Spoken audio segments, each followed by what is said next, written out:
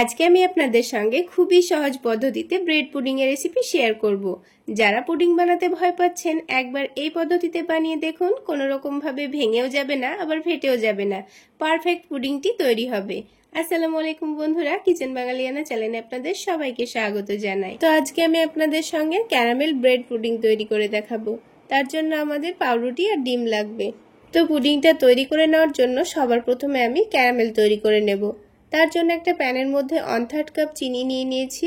এবার গ্যাসের ফ্লেমটা মিডিয়ামে রেখে কিছুক্ষণ অপেক্ষা করতে হবে, তাহলে দেখবেন চিনিটা খুব ভালোভাবে গলে আসছে। আর চিনিটা যখন হালকা গলে যাবে তখন এটাকে খুব ভালো করে নাড়াচাড়া করে নিতে হবে। আর লক্ষ্য রাখতে হবে এই ক্যারামেলটা যেন না পুড়ে যায়। ক্যারামেলটা পুড়ে গেলে কিন্তু পুডিংটা খেতে একেবারে ভালো লাগবে না, তাই লক্ষ্য রেখে ক্যারামেলটা তৈরি করে নিতে হবে।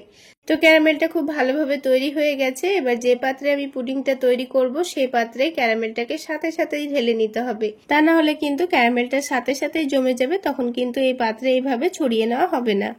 এবার এটাকে এক সাইডে রেখে দেব। তারপর আমি এখানে পাউরুটি নিয়ে নিয়েছি। আমার হাতের কাছে এরকম দুটো পাউরুটি ছিল, তাই এটা দিয়েই আমি ব্রেড পুডিংটা তৈরি করে নেব। আপনাদের হাতের কাছে না থাকলে আপনারা স্লাইস ব্রেড দিয়েও তৈরি করে নিতে পারবেন। দেখুন পাউরুটিটা কিন্তু অনেকটাই সফট, নরম আর খেতেও কিন্তু ভীষণ টেস্টি। এটা দিয়ে পুডিংটা তৈরি করে নিলে কিন্তু খেতে দারুণ টেস্টি হবে। তো এই পাউরুটিটাকে আমি ছোট ছোট পিস করে কেটে নিচ্ছি।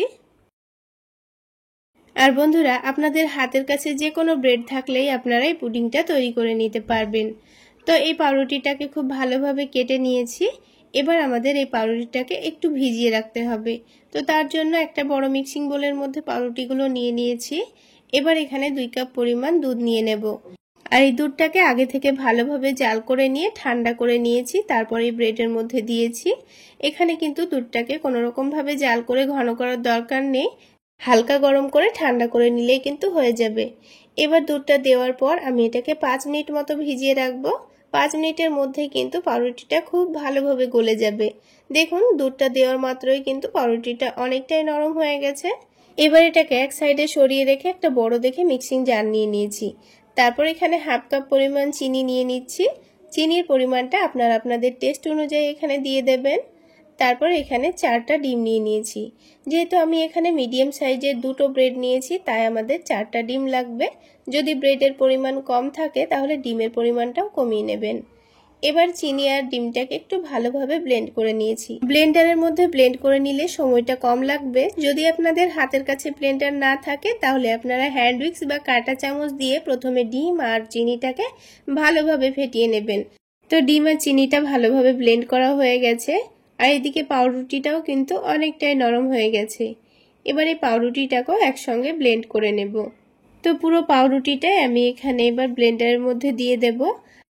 তো পুরো পাউরুটিটা দেওয়া হয়ে গেছে। এবার এখানে 1/2 টেবিল চামচ পরিমাণ ভ্যানিলা এসেন্স দিয়ে দিচ্ছি। ভ্যানিলা এসেন্সটা হাতের কাছে থাকলে দেওয়ার চেষ্টা করবেন, তা না হলে অবশ্যই এখানে অল্প করে একটু এলাচের গুঁড়ো দিয়ে দেবেন। এতে করে ডিমের স্মেলটা আসবে না, খেতে ভীষণ ভালো লাগবে। তো সবকিছু একসঙ্গে ব্লেন্ড করা হয়ে গেছে। এবারে মিশ্রণটাকে ভালোভাবে ছেঁকে নিতে হবে। মিশ্রণটা ছেঁকে নিলে কিন্তু পুডিংটা খুবই সফট স্মুথ তৈরি হবে, এর মধ্যে একটুও ফাটল তৈরি হবে না। এবার যে ক্যারামেলটা যে মোল্ডে আমি সেট করে রেখেছিলাম তার মধ্যেই এই মিশ্রণটা ছেঁকে দিয়ে দিতে হবে। অবশ্যই ছেঁকে নিয়ে দিবেন, তাহলে পুডিংটা সফট তৈরি হবে, এর মধ্যে দানা দানা ভাব থাকবে না। দেখুন এটা ছেঁকে নেওয়ার পর কিন্তু অনেকটাই দানা দানা বেরিয়েছে। তো এবার এগুলোকে ফেলে দেব। তারপর পুডিংটা আমাদের ভাপিয়ে নিতে হবে।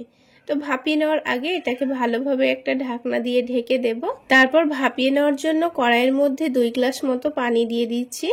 পুডিংটা তৈরি করে নেওয়ার জন্য প্রথমে অতিরিক্ত পানি দেওয়া যাবে না, তা না হলে কিন্তু এই পানিটা যখন ভালোভাবে ফুটে উঠবে তখন কিন্তু পুডিংয়ের ভেতরে ঢুকে যেতে পারে। তো স্ট্যান্ড দেওয়ার পর এবার আমি এই পুডিংয়ের মোল্ডটাকে রেখে দেব।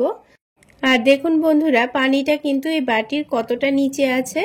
তো আমাদের কিন্তু মাঝে মধ্যে অল্প অল্প করে পানি দিয়ে দিতে হবে পুডিংটা ভাপিয়ে নেওয়ার সময়। তো আবার একটা বড় বাটি দিয়ে ভালোভাবে ঢেকে দিয়েছি। তারপর এটাকে আমি 40 মিনিট ভাপিয়ে নিয়েছি। তার মধ্যে কিন্তু আবারও আমি 3 বার মতো পানি দিয়ে দিয়েছি। এবার একটা ছুরি দিয়ে চেক করে নেব যে পুডিংটা ভালোভাবে হয়েছে কিনা। তো পুডিংটা কিন্তু আমাদের পারফেক্ট ভাপিয়ে নেওয়া হয়ে গেছে। তো এই গরমের মধ্যে পুডিংটাকে আবারও 10 মিনিট মতো ঢাকনা দিয়ে ঢেকে রেখে দেব। তারপর এটাকে আমি ফ্রিজে 1 ঘন্টা মতো রেখে দিয়েছিলাম ঠান্ডা ঠান্ডা খাওয়ার জন্য।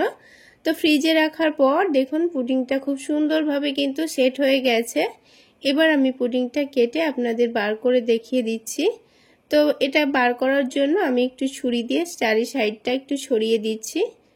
তো খুব সুন্দর করে ছাড়িয়ে নিতে হবে, তারপর এটাকে বার করে নেব।